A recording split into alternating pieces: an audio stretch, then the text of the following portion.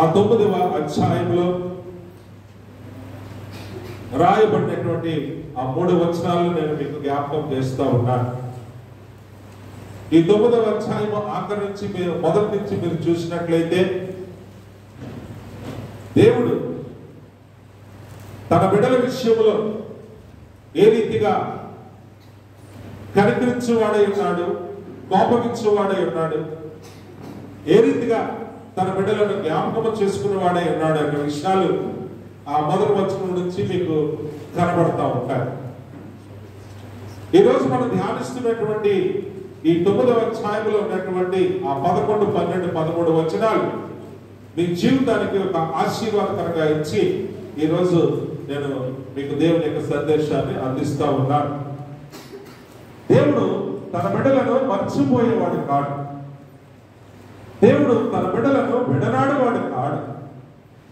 దేవుడు తన బిడ్డలను తోలనాడువాడు కాడు. దేవుడు తన బిడ్డలను దూరం చేసుకునేవాడు కూడా కాడు. అయితే దేవుడు ఆయన శిక్షకుడు, అనగా ఆయన మన అందరి బాగు కోరుకునేవాడు, మనందరి బాగు చూచేవాడు, మనందరి యొక్క క్షేమము ఉన్నతమైన స్థితిలో ఉండాలని మనందరికంటే గొప్పగా కోరుకునేవాడు ఆయనే. దేవుడికి స్తోత్రం కలుగును గాక. చాలాసార్లు అనుకుంటాం, దేవుడు నన్ను పట్టించుకోలేదు, నన్ను జ్ఞాపకం చేసుకోలేదు. కానీ ఈ సమయంలో మీరు అందరూ కూడా జ్ఞాపకం చేసుకోవాల్సింది ఏమిటంటే, మనందరి గురించి కూడా ఒక చక్కని మాట ఫిలిప్పీలు రాసిన పత్రికలో ఉంది. ఆ మాట చెప్పి నేను మీ గురించి ముందుకు వెళ్ళాలని ఆశపడుతూ ఉన్నాను. ఆ మాటను మనం జాగ్రత్తగా చూసినట్లయితే, ఈ మాట నేను వెంటనే జ్ఞాపకం చేసుకుంటున్నాను కానీ నాకు దొరకట్లేదు. ఈ మాట ఎక్కడుంది? ఈ మాట ఆయన మిమ్మల్ని గురించి చింతించుచున్నాడు, మీ చింత యావత్తు ఆయన మీద వెయ్యండి అన్న ఒక మాట ఉంది. అదే నేను జ్ఞాపకం చేసుకున్నాను. సరే, ముందుకు వెళ్దాం. ఆయన మనల గురించి చింతిస్తున్నాడు కాబట్టి మన చింత యావత్తు ఆయన మీద వెయ్యండి అని అపోస్తలుడైన పౌలు తన పత్రికలో ఒక చోట రాస్తూ ఉన్నాడు. కాబట్టి నన్ను మర్చిపోయాడు, నన్ను విడిచిపెట్టాడు అనేటువంటి మాట నీ నోట వచ్చేటందుకంటే ఆయన నిన్ను గురించి చింతిస్తున్నాడు అనేటువంటి విషయాన్ని నువ్వు జ్ఞాపకం చేసుకోవాలి. చింతించుట అని అంటే 2 రకాలైనటువంటి అర్థాలు వస్తాయి. నువ్వు నేను చేసేటటువంటి తప్పుడు పనులు బట్టి చింతించుట, దాన్ని ఏమంటామంటే బాధపడటం అంట. చింతించుట అనేటటువంటి మాటకి ఇంకొక రీతిగా అర్థం చేసుకుంటే దాని పర్యాయపరం నీ గురించి ఆయన ఆలోచన చేస్తా ఉన్నాడు అని అర్థం. హల్లెలూయా. కాబట్టి నీ గురించి నా గురించి ఆయన బాధపడేవాడు కూడా ఆయనే, నీ గురించి నా గురించి కూడా ఒక చక్కని ఆలోచన చేసేవాడు కూడా ఆయనే. మన పనులను బట్టి మనం ఆయనను బాధపరిచేవారుగా ఉన్నామేమో, మన పనులను బట్టి ఆయన మన గురించి ఒక గొప్ప ఆలోచన చేసేవారుగా ఉన్నామేమో. ఇది మన జీవితంలో మనము ఆలోచన చేసుకోవాల్సినటువంటి, అనగా మన గురించి మనమే ఒక స్వచ్ఛతన కలిగి ఉండాల్సినటువంటి బాధ్యతలో మనము కూడా ముందుకు వెళ్ళాలి. ఈ రోజు మనం ధ్యానిస్తున్నటువంటి ఈ వాక్య భాగము పడిపోయినటువంటి దావీదు గుడారమును ఆ దినమున నేను లేవనెత్తి దాని గోడను బాగు చేసి దాని పోయిన చోట్లను బాగు చేసి ఏదోము శేషమును నా నామము ధరించిన అన్యజనులందరినీ నా జనులు స్వతంత్రించుకున్నట్లు పూర్వపు రీతిగా దానిని మరలా కట్టుదును. దేవునికి స్తోత్రం కలుగును గాక. పూర్వపు రీతిగా నేను దానిని మరలా కట్టుదును అనగా ఇక్కడ మనం జ్ఞాపకం చేసుకోవాల్సింది ఏమిటంటే, మునుపు నువ్వు ఎంత అందముగా ఉన్నావో, ఏ అందాన్నైతే నువ్వు కోల్పోయావో ఆ అందాన్ని మళ్ళీ నీకు తిరిగి నిన్ను అలంకరింప చేసేటటువంటి దేవుడు ఆయన. దేవునికి స్తోత్రం కలుగును గాక. కాబట్టి ఆయన తన బిడ్డలను ఏమాత్రము కూడా విడిచిపెట్టువాడు కాడు అనేటువంటి సత్యాన్ని ఈ రోజు మీరు గమనించాలని నేను ప్రభు పేట మిమ్మల్ని బ్రతిమలాడుకుంటా ఉన్నాను. ఆయన ఎటువంటి దేవుడు అంటే, ఆయన చేసినటువంటి వాగ్దానం ఇక్కడ మీరు జాగ్రత్తగా గమనించినట్లయితే, పడిపోయినటువంటి దావీదు గుడారమును నేను మరలా కట్టుదును. మీరు దావీదు కీర్తనలోకి వెళ్ళినట్లయితే దావీదు కొన్ని సందర్భాల్లో ప్రార్థన చేస్తాడు, ప్రభువా ఈ నీ సేవకుని నువ్వు దృష్టించుము, ఈ సేవకుని యొక్క కుటుంబాన్ని జ్ఞాపకం చేసుకును, నన్ను దీవిస్తానని నువ్వు వాగ్దానము చేశావే అన్నటువంటి మాటలు అనేక రీతులుగా దావీదు తన ప్రార్థనలో జ్ఞాపకం చేసుకున్నాడు. అంటే ఏమిటి? దేవుడు తన బిడ్డలను పైకి లేవనెత్తువాడే గాని కొరకదీసే దేవుడు కాదు అన్న విషయాన్ని దావీదు తన ప్రార్థనలో ఒప్పుకొని, తండ్రి నమ్మకస్తుల ఎడల నువ్వు చేసే ప్రతి వాగ్దానము అది నా పట్ల, నా బిడ్డల పట్ల, నా కుటుంబం పట్ల, నా వంశం పట్ల నెరవేరాలని ఒక తండ్రిగా, ఒక రాజుగా, ఒక అధిపతిగా, ఒక సేవకుడిగా అన్ని విధాల ప్రభు సన్నిధిలో ఆయన వేడుకుంటున్నాడు అన్న విషయాన్ని ఇక్కడ జ్ఞాపకం చేసుకోవాలి. అందుకనే ఆ హృదయానుసారుడైనటువంటి దావీదు ఆయన చేసుకున్నటువంటి ఆ ప్రార్థనలో ఆయన పొందుకున్న గొప్ప వాగ్దానం ఏంటంటే, నీ వంశములో రాజు ఉండక మానడు. దేవుని స్తోత్రం కలుగును గాక. నీ వంశంలో రాజు ఉండక మానడు. అయితే వచ్చిన సమస్య ఏమిటి అని మనం జాగ్రత్తగా చూసినప్పుడు, జాగ్రత్తగా గమనించండి. యెషయా గ్రంథము 7వ అధ్యాయము 13వ వచనములో ఒక మాట జ్ఞాపకం చేస్తా ఉన్నాడు. యెషయా గ్రంథము 7వ అధ్యాయము 11వ వచనములో ఒక విషయాన్ని జ్ఞాపకం చేస్తున్నప్పుడు ఆ మాటను మనం ఒకసారి చదువుకుందాం. 7వ అధ్యాయము ఏంటంటే 7:11 అతడు ఈలాగ చెప్పెను, దావీదు వంశస్థులారా వినుడి, మనుషులను విసిగించుట చాలదనుకొని నా దేవుని కూడా విసిగింతురా. దేవుని స్తోత్రం కలుగును గాక. అక్కడ కాదు, దావీదు చేసిన ప్రార్థన, దేవుడు చేసిన వాగ్దానము, నీ ఇంటిలో రాజు ఉండక మాను. కానీ ఇక్కడ వచ్చిన సమస్య ఏమిటంటే, దావీదు వంశంలో ముందుకెళ్ళి కొద్ది కూడా అతని కడుపు నుండి పుట్టిన బిడ్డలందరూ కూడా ఒకలాగా లేరు. సొలొమోను గారు రాజ్యం అయిన తర్వాత, సొలొమోను గారి యొక్క రాజకీయ పరిపాలనలో కలిగినటువంటి పెను మార్పులను బట్టి తర్వాత వచ్చినటువంటి రెహబాము, యెరోబాము వీరిద్దరి మధ్యన భేదాభిప్రాయాలు వచ్చి ఆ యొక్క రాజ్యము రెండుగా విడిపోయింది. దేవునికి స్తోత్రం కలుగును గాక. ఇది చరిత్ర. రెండుగా విడిపోయింది. ఇశ్రాయేలు రాజ్యముగాను యోధా రాజ్యముగాను విడిపోయింది. విడిపోయినటువంటి ఈ యోధా రాజ్యములో ఉన్నటువంటి రాజులందరూ కూడా దేవుణ్ణి అడప దడప అలాగ ముందుకు వెళుతూ దేవుని మీద తిరుగుబాటు చేయడము మొదలుపెట్టారు. అందుకనే ఇక్కడ మీరు జాగ్రత్తగా గమనించినట్లయితే, దేవుడు ఏ సమయానికి వచ్చేసాడు అంటే, చూడండి ఆ 13వ వచనంలో కిందకి మనం ముందుకెళ్తే అక్కడ ఒక చక్కని మాట వాడుతూ ఉన్నాడు. ఏమంటున్నాడు చూడండి, ఆ 10వ వచనం అంటాడు. ఇది ఎవరితో మాట్లాడుతున్నాడు?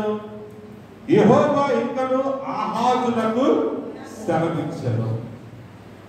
ఈ మాట ఆహాజుతో మాట్లాడుతున్నాడు. ఆహాజు వచ్చేటప్పటికి ఆహాజు మీదకి తిరుగుబాటు వచ్చింది. ఎవరు వచ్చారు? అశ్షూరు రాజు అనేటువంటి సన్హరీబు అతని మీదకి దండెత్తి వచ్చాడు. అక్కడి నుంచి యోధా రాజ్యం యొక్క పతనము ప్రారంభమైపోయింది. ఇదంతా కూడా భౌగోళిక చరిత్ర ప్రకారం మనం జాగ్రత్తగా చూసినట్లయితే క్రీస్తు పూర్వము 597వ సంవత్సరం నుంచి 572వ సంవత్సరం వరకు కూడా, క్రీస్తు పూర్వం BC అంటే బ్యాక్ టు ఫస్ట్ కాబట్టి 597వ సంవత్సరం నుంచి క్రీస్తు పూర్వము 572వ సంవత్సరం వరకు, అనగా దరిదాపుల 25 సంవత్సరాల్లో వారు 3 సార్లు, మొదట ఐగుప్తీయుల చేత, రెండవది బబులోను రాజుల చేత, మూడవది అశ్షూరీయుల చేత వారు 3 సార్లు పట్టబడ్డారు. అనగా ఏంటి? చెరలోనికి పోయారు. జాగ్రత్తగా మీరు గమనిస్తారు. యెషయా తర్వాత ఇర్మియా వచ్చారు. ఇర్మియా సమకాలీనుడే యెహెజ్కేలు. యెషయా తర్వాత ఎవరు వచ్చారు? ప్రవక్త ఇర్మియా వచ్చాడు, పుస్తకంలో కనబడుతుంది. యెహెజ్కేలు వారు కూడా ఇర్మియా సమకాలీనుడే. మీరు అనుకుంటారు పాస్టర్ గారు ఎప్పుడు కూడా సుఖంగానే బతుకుతారు. పాస్టర్ గారికి సుఖాలు ఉండవు. బైబిల్లో మీరు ఏ ప్రవక్తనైనా చూడండి, ఏ ప్రవక్త సుఖపడినటువంటి దాఖలాలు ఎక్కడా లేవు. అశ్షూరీయులు ఎప్పుడైతే, ఐగుప్తీయులు తర్వాత అశ్షూరీయులు ఎప్పుడైతే ఆ యూద రాజ్యాన్ని స్వతంత్రించుకున్నారో ఆ సమయంలోనే యెహెజ్కేలు కూడా చెరలోకే ఓడిపోయి, మాదీయులు వచ్చేటప్పటికి ఇర్మియా ప్రవక్త కూడా చెరలోనికి వెళ్ళిపోయారు. అయినప్పటికీ ఆఖరికి ఇర్మియా ప్రవక్త ఎందులో వచ్చి ప్రార్థన చేశాడు ఏంటంటే, ఇర్మియా ప్రవక్తను ఎందులో దించేశారట? ఎందులో దించారు? ఇర్మియా ప్రవక్తను ఎందులో దించారు? ఇర్మియా ప్రవక్తను ఎందులో దించేశారు? ఎందులో పెట్టారు? ఇర్మియా ప్రవక్తను ఎందులో పెట్టారు? ఇర్మియా ప్రవక్తను ఎందులో పెట్టారు? ఇర్మియా ప్రవక్తను ఎందులో పెట్టారు? ఎందులో బంధించారు? ఇర్మియా ప్రవక్త బురద కొండలో పోయి ఎందులో పెట్టారు? బురద కొండ, చీకటి కొండ. ఆ బురద కొండలో కొంతకాలము ఎన్ని నెలలు ఉన్నాడో తెలియదు, ఎన్ని రాత్రులు ఎన్ని పగళ్ళు ఏ రీతిగా బురదలో ఉండి ఆ చర్మం బురదలో నానిపోతే మీ ఆడవారు చాలా మంది తడిలోనే పని పని పని పని పని పని మీ కాళ్ళన్నీ ఒరిసిపోయి మళ్ళీ మీరు ఆ ఒరిసిపోయిన కాళ్ళతో బాధపడుతూ ఆఖరికి మీ భర్త మీ పిల్లలు చూడలేక మీరు ఆ ఒరిసిపోయిన కాళ్ళ వల్ల 3-4 రోజులు జ్వరాలు తెచ్చుకుని మంచం మీద పడే వరకు మీకు ఏముంది? తోమి పనే. ఎందులో ఉంది? తడి వల్ల నిత్యం తడిలో పనిచేస్తారు. కాబట్టి ఇర్మియా ప్రవక్త అనగా దేవుని యొక్క ప్రవచనాలు చెప్పేవాడని మనం ఎంతగానో సంతోషించేస్తాం. మనం కూడా ప్రవక్త దగ్గరికి వెళ్ళిపోతే దేవుని వరాలు మనము పొందేసుకోవచ్చు అన్న ఆశతో మనం వెళ్ళిపోతాం. కానీ దేవుని ప్రవక్తలు కూడా ప్రభు కొరకు ఎంత శ్రమ పడ్డారన్న విషయాన్ని మీరు గమనించుకోవాలి. శ్రమలో మీరు ఒక్కలే కాదు, ఆ సమయంలో మీతో ఉన్న ప్రవక్తలు కూడా మీ కొరకు వారు కూడా శ్రమల్లోనే ఉన్నారన్న విషయాన్ని జ్ఞాపకం చేసుకోవాలి. అయితే వారికి మనకు ఉన్నటువంటి తేడా ఏమిటి? వారు ప్రభు కొరకు నిత్యము కూడా పరితపిస్తూ ఉన్నారు. మనమైతే నిత్యము పనివంతుల్లోనే మునిగిపోయి ఉంటున్నాం. ఇదే ప్రవక్తలకి లేకపోతే మనకి ఉన్నటువంటి తేడా అన్న విషయాన్ని ఈరోజు మీరు గమనిస్తాం. కాబట్టి ఏ ప్రవక్త కూడా తన జీవితంలో సుఖపడినటువంటి దాఖలాలు లేవు. వారందరూ కూడా ప్రభు కొరకు ఆయత్తపరచబడినటువంటి ప్రభు యొక్క ప్రజల కొరకు వారు నిత్యము కూడా కన్నీరు కార్చి వేదనతో ప్రభు యొక్క దర్శనాలు చూస్తూ ప్రభు మన గురించి ఏం ఆలోచన కలిగి ఉన్నాడో అవన్నీ కూడా ప్రభు చేత దర్శించబడి ఆ విషయాలన్నీ కూడా సంఘానికి తెలియచేయబడ్డాయి. హల్లెలూయా. కాబట్టి ఈ యొక్క సమయంలో ఆహాజుతో మాట్లాడుతున్నటువంటి దేవుడు పతనమైపోతున్నటువంటి ఈ యొక్క యూదా రాజ్యాన్ని దేవుడు మర్చిపోయాడా అని అంటే మర్చిపోలేదు అనేటువంటి విషయాన్ని మనం జ్ఞాపకం చేసుకోవాలి. మీరు జాగ్రత్తగా గమనించినట్లయితే నా ప్రియమైన దేవుని బిడ్డలారా, దేవుడు తన బిడ్డలను మర్చిపోడు. దేవుడు తన బిడ్డలను విడనాడాడు. నీవు దేవుడు నన్ను మర్చిపోయాడు, నన్ను విడనాడాడు, నా స్థితి ఈ రీతిగా మారిపోయిందని నువ్వు తలుస్తున్న సమయంలో దేవుడు తను చేసినటువంటి వాగ్దానాన్ని మర్చిపోడన్న విషయాన్ని మీకు జ్ఞాపకం చేయాలని ఆశపడతా ఉన్నాను. అందుకనే ఇర్మియా గ్రంథము 23వ అధ్యాయము 5-6 వచనాలు మనం ఒక్కసారి చదువుకుందాం. ఇర్మియా గ్రంథము త్వరగా తీయండి, తీసిన వారు చదవండి. 5-6 వచనాలు. యెహోవా ఈలాగు ఆజ్ఞ ఇచ్చుచున్నాడు, రాబో దినములలో నేను దావీదునకు నీతి చిగురును పుట్టించదును, అతడు రాజై పరిపాలన చేయును, అతడు వివేకముగా నడుచుకొనుచు కార్యము జరిగించును, భూమి మీద నీతి న్యాయములను జరిగించును, అతని దినములలో యోధా రక్షణ నందును, ఇశ్రాయేలు నిర్భయముగా నివసించును. యెహోవా మనకు అని అతనికి పేరు పెట్టుదురు. దేవునికి స్తోత్రం కలుగును గాక. ఈ రోజు దేవుడు నీతోనూ నాతోనూ కూడా ప్రవచనాత్మకంగా మాట్లాడుతూ ఉన్నాడు. ఇది ప్రవచనాత్మకమైనటువంటి మాట. రాబో దినములలో నేను దావీదునకు నీతి చిగురును పుట్టిందును. ఇది మన ప్రభు రక్షకుడైన యేసు క్రీస్తుని యొక్క పుట్టుకను గురించినటువంటి సూచనను తెలియజేస్తా ఉంది. అయినప్పటికీ కూడా ఇక్కడ మీరు జ్ఞాపకం చేసుకోవాల్సింది ఏమిటంటే, పడిపోయినటువంటి దావీదు యొక్క గుడారాన్ని నేను లేపుతాను. ఈ రోజు నా జీవితాలు కూడా ప్రభువు లేపడానికి సిద్ధంగా ఉన్నాడు. ఈ రోజు నా జీవితాలను ప్రభువులో గొప్పగా కట్టాలని ఆయన ఆశపడుతూ ఉన్నాడు. అన్లెస్ దేవుడు నీ పట్ల చేసిన వాగ్దానాన్ని నువ్వు జ్ఞాపకం చేసుకుంటే తప్ప. హల్లెలూయా. ఈ రోజు మనం ఆయన మాటలను మరిచి తిరుగుతున్నామేమో, ఆయన మన పట్ల కలిగినటువంటి ఉద్దేశాలకు వ్యతిరేకంగా మనం తిరుగుతున్నామేమో. ఈ లోక సంచారంలో కొన్నిసార్లు మనము పడిపోయి దేవుని యొక్క ప్రణాళిక మన పట్ల నెరవేరినట్లుగా మనమే ఆ ప్రణాళికకు అడ్డుగా మారిపోయామేమో. కానీ నా ప్రియమైన బిడ్డలారా, దేవుడు తన బిడ్డలను విడనాడేవాడు కాదు. కానీ పడిపోయిన దావీదు గుడారాన్ని నేను మరలా కడతాను అని వాగ్దానం చేస్తున్న దేవుడు ఇర్మియా ప్రవక్త ద్వారా ఆ ప్రవచనాన్ని మరొకసారి పలుకుతున్నాడు. రాబో దినములలో నేను దావీదునకు నీతి చిగురు. నీలో జీవాన్ని పోగొట్టే దేవుడు కాదు.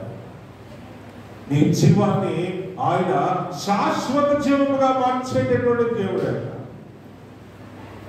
నీ బ్రతుకును ఒక నూతనమైనటువంటి అందమైనటువంటి ఆయన చేతుల్లోనే, నువ్వు పగిలిన కొండైనా సరే, నువ్వు విరిగిపోయినటువంటి స్థితిలో ఉన్నా సరే, పాడైపోయిన స్థితిలో ఉన్నా సరే, ఆయన తన బిడ్డలను విడువడు ఎడబాయనటువంటి ఆ వాగ్దానం నీ జీవితంలో, నా జీవితంలో నెరవేరినట్లుగా ఆయన నిన్ను నన్ను మన అందరినీ కూడా జ్ఞాపకం చేసుకునే దేవుడు అనే విషయాన్ని నువ్వు మర్చిపోవద్దని ఈరోజు మిమ్మల్ని అందరినీ కూడా తెలియజేస్తావు.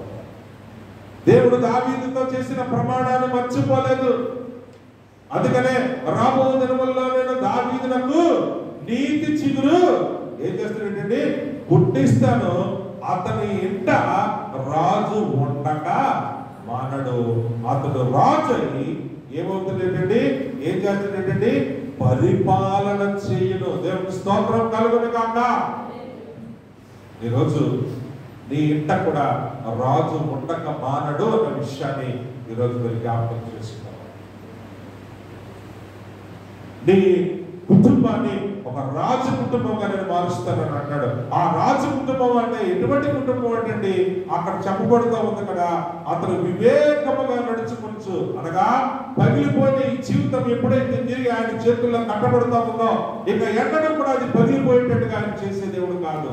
దాన్ని ఎంతో బహుబాగుగా ఆయన కట్టేటటువంటి దేవుడు అనే విషయాన్ని ఈరోజు మీరు జ్ఞాపకం చేసుకోవాలి. ఆ కట్టడం ఎలా ఉంటదంటే ఇక ఎన్నడూ కూడా దాని మీదకి ఏ దాడి జరగకుండానట్లు ఆ నడిపించే రాజట ఎలా ఉంటాడంటే ఎటువంటి గుణ లక్షణాలు కలిగి ఉంటాడంటే మంచి వివేకము కలిగిన వాడే ఉంటాడు. హల్లెలూయా.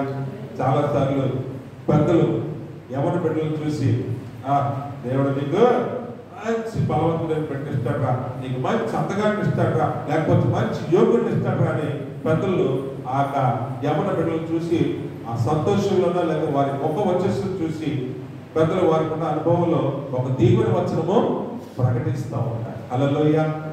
అది మనము పట్టించుకోం, కానీ కొన్ని సంవత్సరాలు అయిన తర్వాత అది మన జీవితంలో అక్షరాలు నెరవేర్చి చూసి అది మనం జ్ఞాపకం చేసుకుంటాం. హల్లెలూయా. ఒకప్పుడు ఒక ఆయన నన్ను ఇలాగా నాతో మాట్లాడారు విషయం. కాబట్టి దేవుడు బిడ్డలారా, ఈ రోజు నీ పట్ల దేవుడు ఒక బలమైన ఉద్దేశాన్ని కలిగి ఉన్నాడు. నువ్వు పగిలిపోయిన స్థితిలో ఉన్నా సరే, నువ్వు విస్మరించబడే స్థితిలో ఉన్నా సరే, నీ స్థితి బహు ఘోరమైనటువంటి స్థితిలో ఉన్నా సరే, దావీదునకు చేసిన ప్రమాణము దేవుడు మర్చిపోలేనట్లు దేవుడు నిన్ను కూడా మర్చిపోలేడు అన్నటువంటి విషయాన్ని దావీదుని బట్టి నేను మీకు తెలియజేస్తా ఉన్నాను. హల్లెలూయా. రెండో విషయాన్ని మీరు జ్ఞాపకం చూసుకున్నట్లయితే ఆ 30వ అధ్యాయము అదే ఇర్మియా గ్రంథము 9వ వచనంలో ఒక చక్కని మాట రాయబడి ఉంది. చూడండి. వారు తమ దేవుడైన యెహోవాను నేను వారి మీదుగా రాజుగా నియమించు దావీదును సేవించుదురు. హల్లెలూయా. అనగా ఆ దావీదు ప్లేస్లో నేను పెట్టుకో. ఒకప్పుడు నీ స్థితి ఏ రీతిగా ఉందో, కానీ ఇప్పుడు నీ స్థితిని ఏ రీతిగా మారుస్తాడేటండి, నిన్ను రాజుగా నిలబడతాడట. రాజు ఏం చేస్తాడేటండి, చక్కని పరిపాలన ఇస్తాడు. ప్రజలందరూ కూడా ఆయన ఏం చేస్తారు, రాజుగా ఆయన్ని సేవిస్తారు. అనగా నీ జీవితంలో ఆయన చేసేటటువంటి గొప్ప కార్యాలు ఎంత అద్భుతంగా ఉంటాయన్న విషయాన్ని మనం జ్ఞాపకం చేసుకోవాలి. అంతేకాదండి, అతని జీవితం ఎంత అద్భుతంగా ఉంటుందని మనం జాగ్రత్తగా చూసినట్లయితే యెహెజ్కేలు గ్రంథము 24వ అధ్యాయం 17వ అధ్యాయము 24, 25 వచనాలు మీరు జాగ్రత్తగా చూసినప్పుడు అక్కడ ఒక చక్కని మాట ఆయన దావీదు గురించి, దావీదు వంశం గురించి తెలియజేస్తా ఉన్నాడు. చూడండి, 17వ అధ్యాయము 24 వచనాన్ని మనం చూద్దాం. చూడండి, దాని కొమ్మల నీడనవి దాగును, మరియు యెహోవానగు నేనే ఘనమైన చెట్టును నీచమైనది గాను, నీచమైన చెట్టును ఘనమైనది గాను చేయవాడనియు, పచ్చని చెట్టు ఎండిపోవునట్లును, ఎండిన చెట్టు వికసించినట్లుగాను చేయవాడనియు, భూమి యందు సకలమైన చెట్లకు తెలియబడును, యెహోవానగు నేను ఈ మాట సెలవిచ్చితిని, నేనే దానిని నెరవేర్చుదును. దేవునికి స్తోత్రం కలుగును గాక. చూడండి ఆయన ఎంత గొప్పగా మాట్లాడుతున్నాడు. అతిశయించేటటువంటి అతిశయించే వారి యొక్క అతిశయము ఏమైపోతుందండి, నేలపాలైపోతుంది. 20 గ్రంథంలో చాలా చక్కగా రాస్తాడు, మనుష్యులను తనకు శరీరం తన ఆధారంగా చేసుకుని నడుచుకుని వారికి ఏమవుతుందంటే శాపమే. కానీ యెహోవాను బట్టి అతిశయించువాడట వర్ధిల్లుతాడనేటువంటి విషయాన్ని 20 గ్రంథంలో చక్కగా మనం చూస్తాం. కాబట్టి దేవుడు తన బిడ్డల జీవితాలు ఎంత గొప్పగా కట్టువాడు అని అనడానికి ఆయన యొక్క గొప్పతనం ఏమిటో ఇక్కడ మనం జాగ్రత్తగా చూడాలి. ఆయన ఘనమైనటువంటి దాన్ని నీచమైనదిగా చేసేవాడు, కానీ నీచమైన చెట్టును ఘనమైనదిగా కూడా చేయవాడని మనం జాగ్రత్తగా చూడాలి. ఎండినటువంటి చెట్టులు వికసించినట్లుగా కూడా చేయవాడని, భూమి యందు సకలమైనటువంటి చెట్లకు తెలియచేయబడును. దేవునికి స్తోత్రం కలుగును గాక. ఈరోజు నువ్వు ఎండిన స్థితిలో ఉన్నావా, నీచమైనటువంటి స్థితిలో ఉన్నావా? ఈరోజు నీ ప్రభు నీతో మాట్లాడుతున్నాడు, నేను ఎండిన స్థితిని కూడా ఫలవంతం చేయగలను, వాడిని నీచమైన దాన్ని ఘనముగా చేయవాడును నేనే అని సకల చెట్లకు ఇది తెలియచేయబడిన వాక్యము ఈరోజు మనమందరం కూడా జ్ఞాపకం చేసుకోవాలి.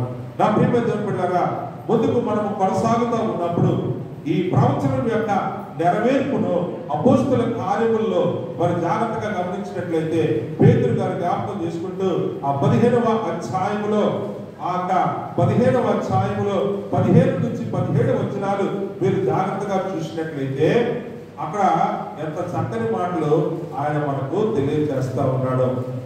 ఇందుకు ప్రవక్తల వాక్యములు సరిపడి ఉన్నవి.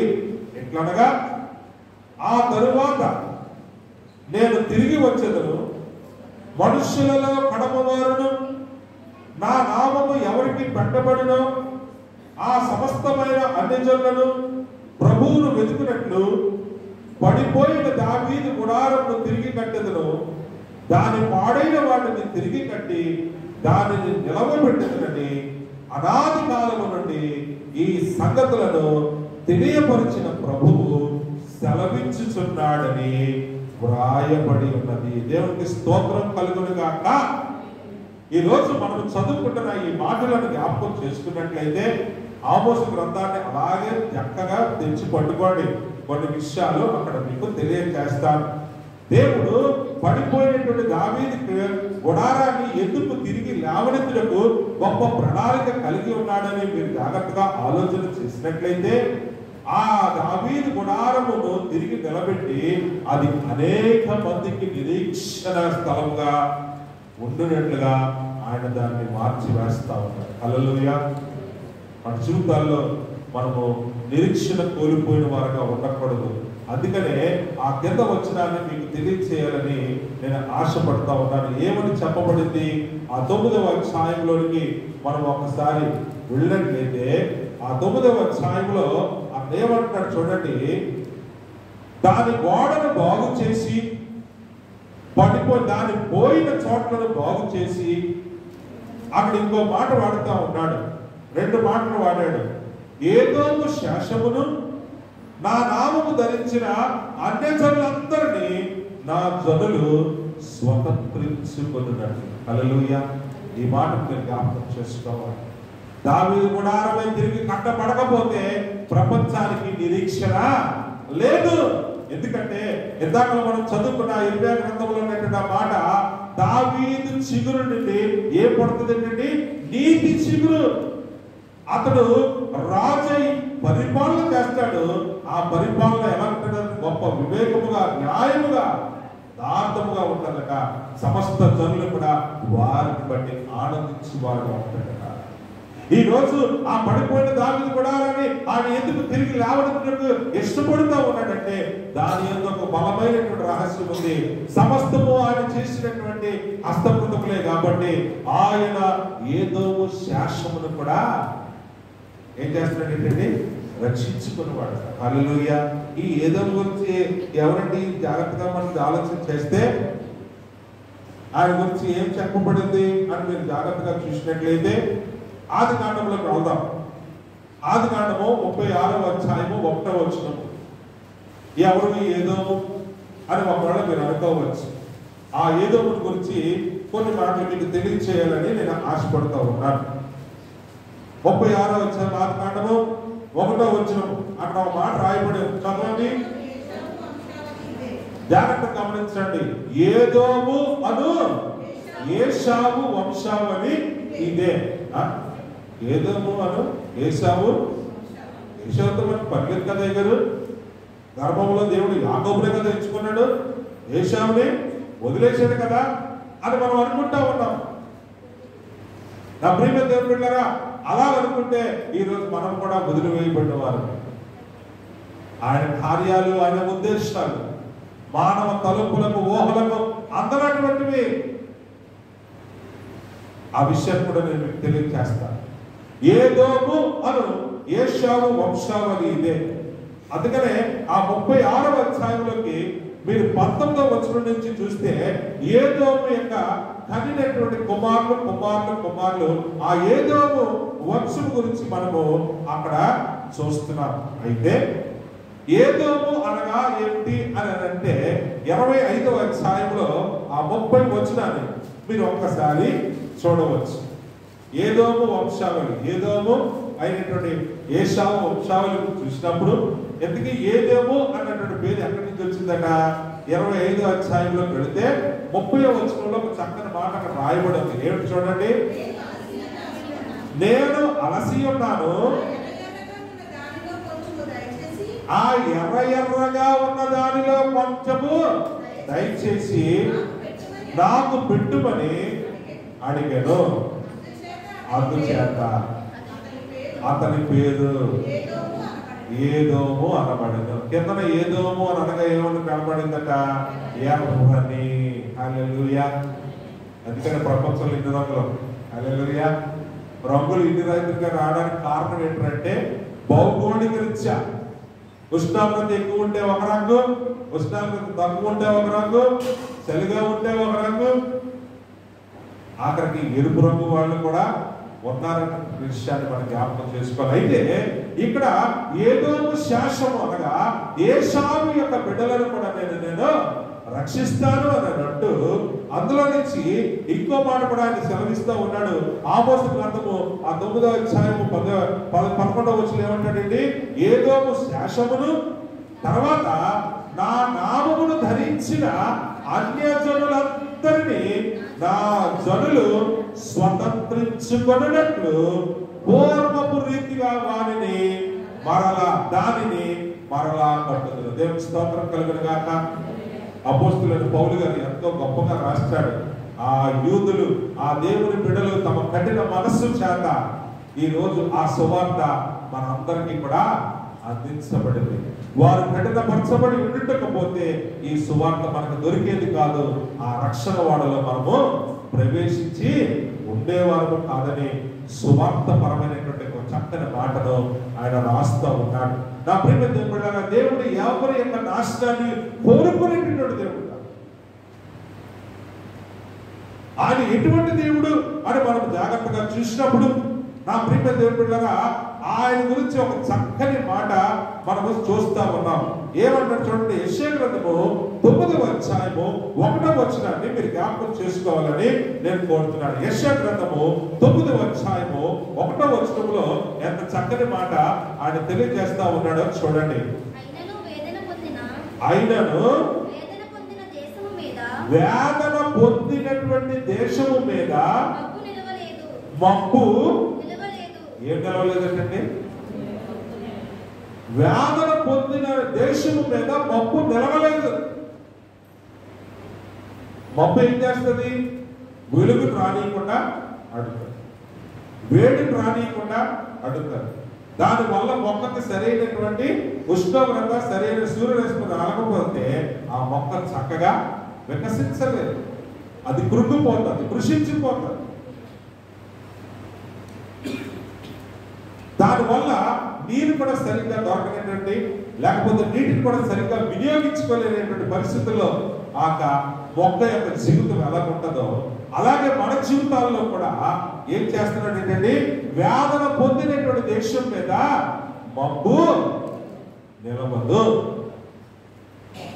ఈరోజు ఇది ప్రభు నీ జీవితంలో ఇస్తున్నటువంటి వాగ్దానం అనే విషయాన్ని జ్ఞాపకం చేసుకో.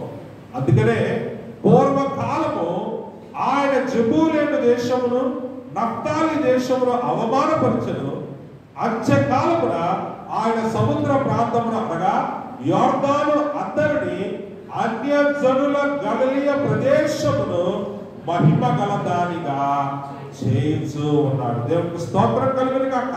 మీరు జాగ్రత్తగా గమనించాలి ఈ వాక్యాన్ని. ఏం చేస్తున్నాడంటే, అంత్యకాలమున ఆయన సముద్ర ప్రాంతమును అనగా యోర్దాను అందరిని అన్యజనుల గలిలయ ప్రదేశమును మహిమ గల దానిగా ఆయన చేస్తూ ఉన్నాడు.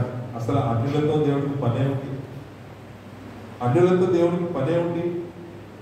అందుకనే ఈ వాగ్దానం యొక్క నెరవేర్పు ఏంటంటే, యోర్దాను అందరిని అన్యజనులు గలిలయ ప్రదేశమును మహిమ కలదానిగా చేస్తున్నాడు. ఈ వాగ్దానం యొక్క నెరవేర్పు మత్తయి సువార్త 4వ అధ్యాయము 16-17 వచనాల్లో ఉన్న విషయాన్ని మీరు తెలిసి చూడాల్సిందిగా నేను కోరుతా ఉన్నాను. మత్తయి సువార్త 4వ అధ్యాయము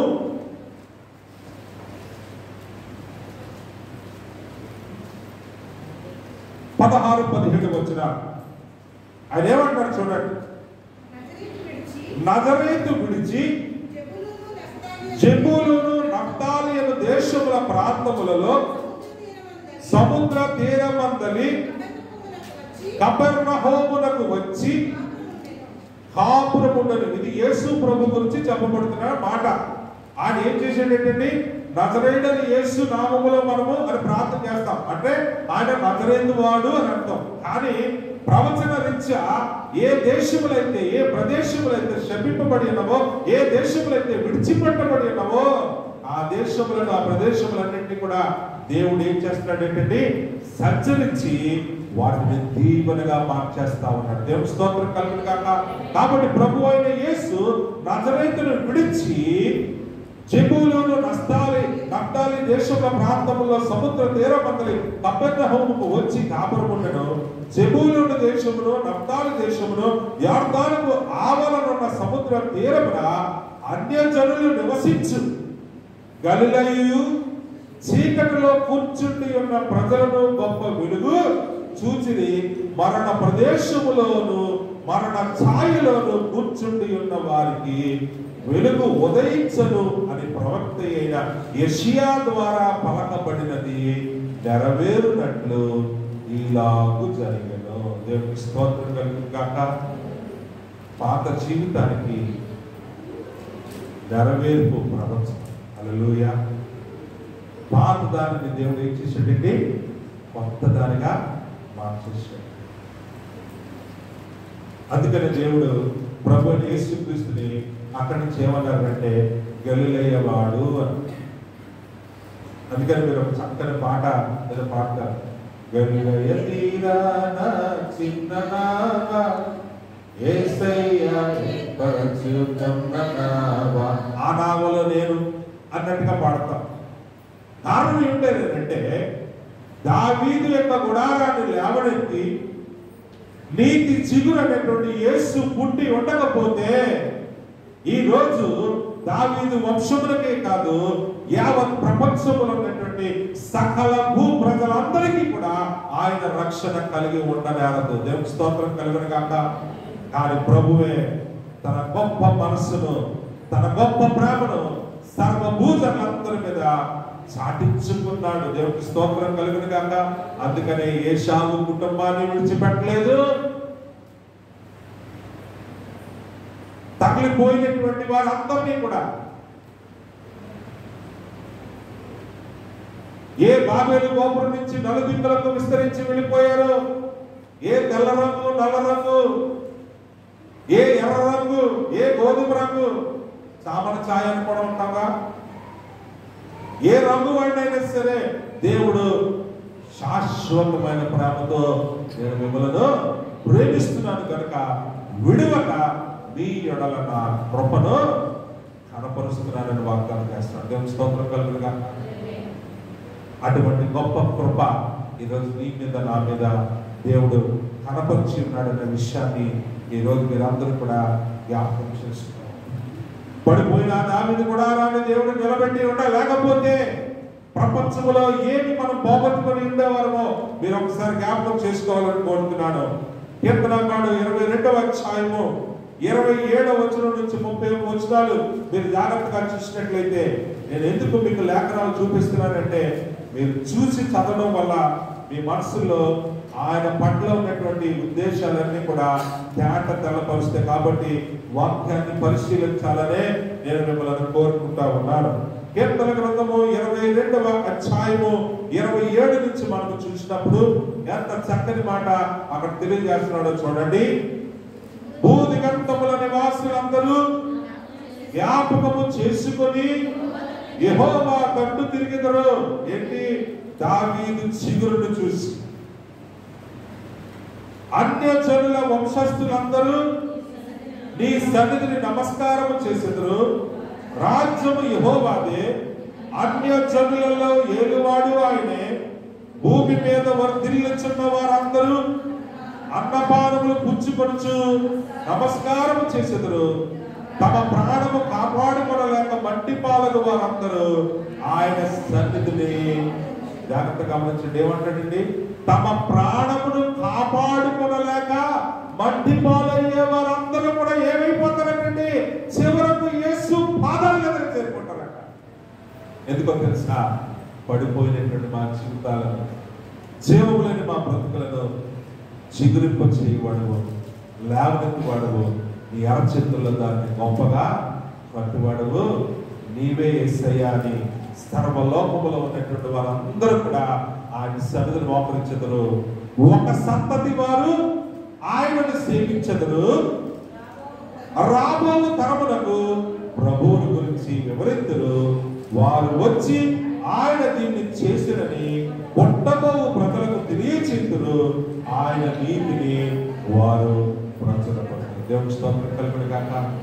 దేవుడు తన నామాన్ని మహిమపరుచుకునే దేవుడు కానీ దేవుడు తన నామాన్ని గణహీనపరుచుకునే దేవుడు ఈ మాత్రము కాదనేటువంటి సత్యాన్ని ఈ రోజు నీవు నేను కూడా ఒక్కసారి జ్ఞాపకం చేసుకోవాలి.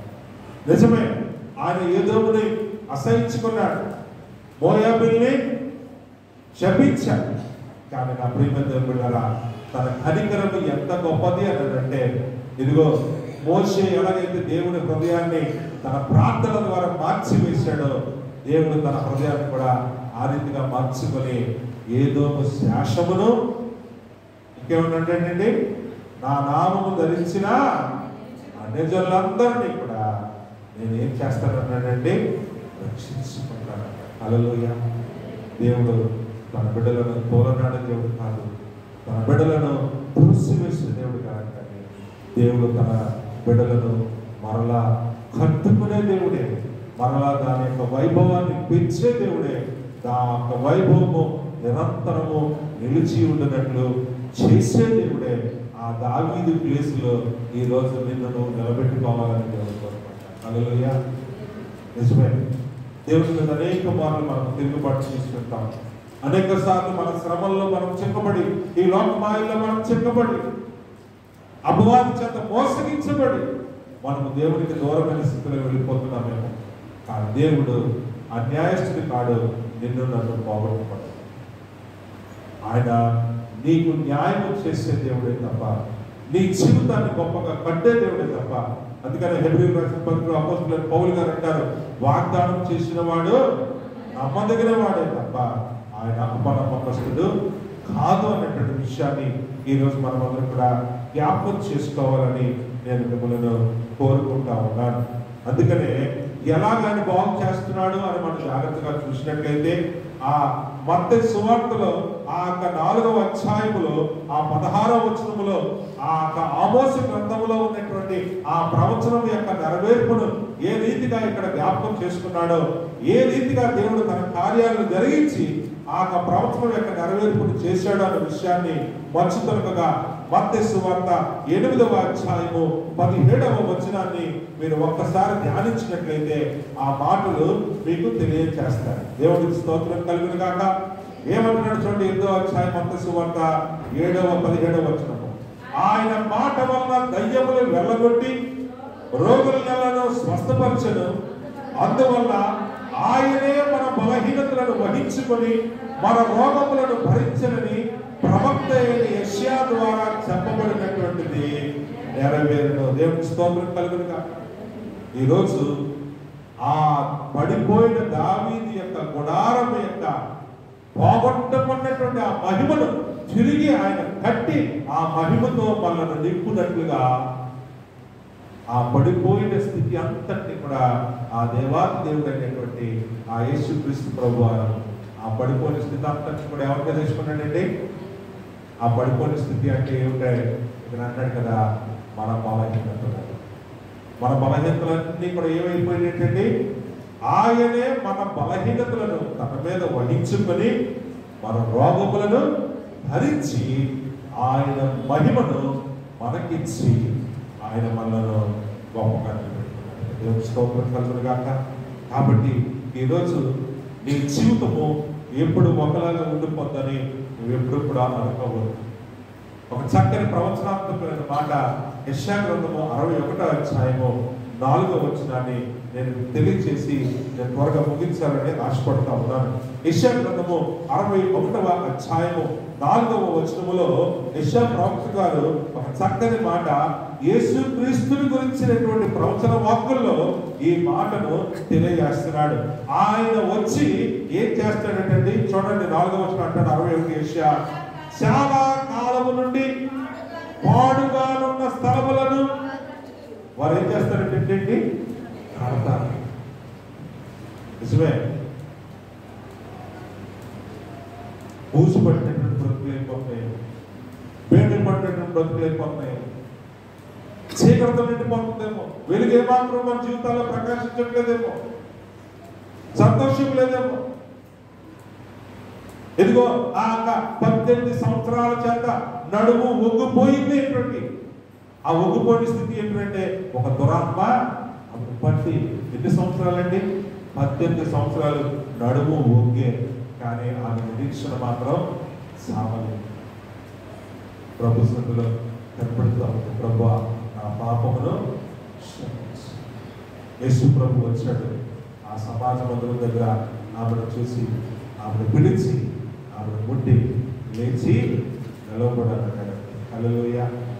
18 సంవత్సరాలు దయ్యం చేత నడుము ఒగ్గిపోయిన స్థితిలో తన యవ్వనాన్ని అనుకోవచ్చు, తన సంతోషాన్ని అనుకోవచ్చు, తన దేన స్థితిని అనుకోవచ్చు, అన్నింటినీ కూడా దేవుడు ఒక్క క్షణంలో ఆ 18 సంవత్సరాల నరకాన్ని ఒక్క క్షణంలో మార్చిపడేస్తాడు. దేవుని స్తోత్రం కలుగును గాక.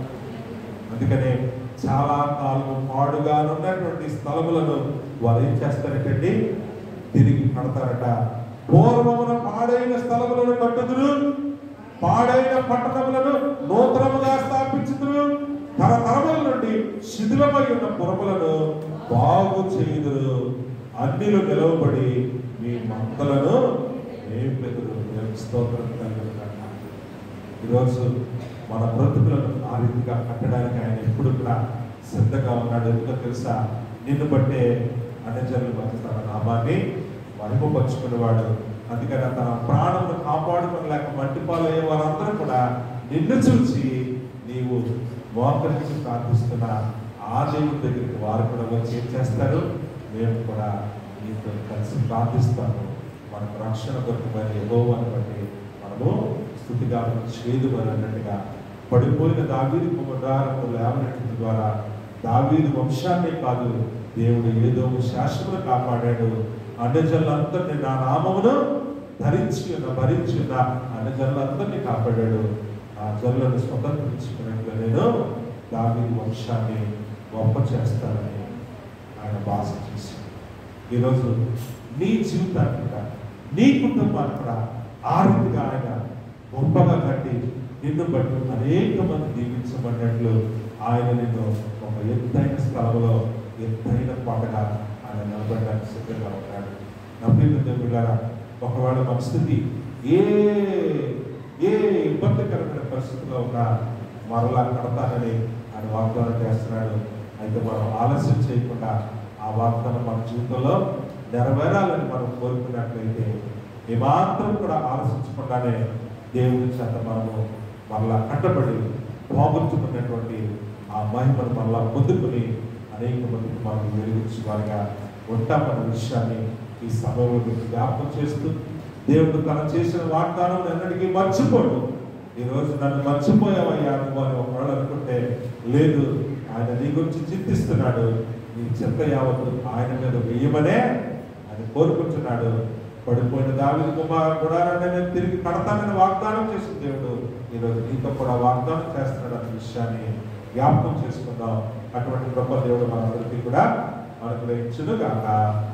ఆమేన్. తల వంచండి, ప్రార్థించుకుందాం. పరిశుద్ధుడా, పడిపోయిన మా జీవితములను తిరిగి కట్టువాడమని పడిపోయినటువంటి దావీదు గుడారాన్ని జ్ఞాపకం చేసుకుని ఆనాడు దావీదు ప్రార్థనలో దావీదు ఆశ, దావీదు గుండె చప్పుడు, దావీదు యొక్క హృదయ ఆక్రందన నువ్వెంత మాత్రమో మర్చిపోలేదని ఆమోసు ప్రవక్త ద్వారా పడిపోయిన దావీదు గుడారాన్ని నేను తిరిగి కడతానని ఆయన ఆనాడు భాష చేశాడన్న విషయాన్ని మాకు జ్ఞాపకం చేశాడు. ఈరోజు పోగొట్టుకున్న ఆ మహిమ, పోగొట్టుకున్న దీవెన, పోగొట్టుకున్న ఆశీర్వాదాలు అవన్నీ కూడా తిరిగి నీవు నూరంతరగా ఇచ్చే దేవుడు అని, తద్వారా ఏశావును త్రోసివేశాడని అనుకున్నావు, కానీ ఏదోములో మిగిలిపోయినటువంటి శ్వాసాన్ని కూడా నువ్వు కనికరించామని, నీ నామమును ధరించినటువంటి అన్యజనులందరినీ కూడా నువ్వు కనికరించామని, వారందరినీ కూడా దావీదు స్వతంత్రించుకున్నాడని, అనగా యేసు స్వతంత్రించుకున్నాడన్న విషయాన్ని ఈరోజు మేము జ్ఞాపకం చేసుకుంటున్నాం. అలాగే నువ్వు మరలా కట్టే దేవుడు అనే మేము జ్ఞాపకం చేసుకుంటున్నాం. నువ్వు అన్యాయస్తుడు కాదు, నువ్వు బ్రాహ్మణుడు. ఏ స్థితిలో నేను నాయన నీ ఎదురుకు వచ్చి వారిని ఎంత మాత్రం త్రోసివేయక వారి పట్ల గొప్ప కార్యాలు చేసే దేవుడు, పోగొట్టుకున్న మహిమతో నింపే దేవుడు, ఆ మహిమ అనేక మందికి దీవెనగా మార్చే దేవుడు అని ప్రభా దావీదును బట్టి ఏదేమో వంశాన్నే అందరినీ కూడా నన్ను రక్షించిన దేవుడు అని నీకు స్తోత్రాలు చెల్లిస్తుంది. ఆ దావీదు ప్లేస్లోనే మమ్మల్ని కూడా నిలబెట్టి మమ్మల్ని బట్టి కూడా అనేక మందిని దీవించి రక్షించే దేవుడు అని ఈరోజు నీ వాక్యం బట్టి నీకు స్తోత్రాలు చెల్లిస్తుంది. యేసు పేరట ప్రార్థించి వేడుకుంటున్నాం తండ్రి, ఆమేన్. దేవునికి మహిమ కలుగును గాక. మరి సంఘంలో సెక్రటరీ గారు వచ్చి ప్రకటనలు తెలియజేసిన తర్వాత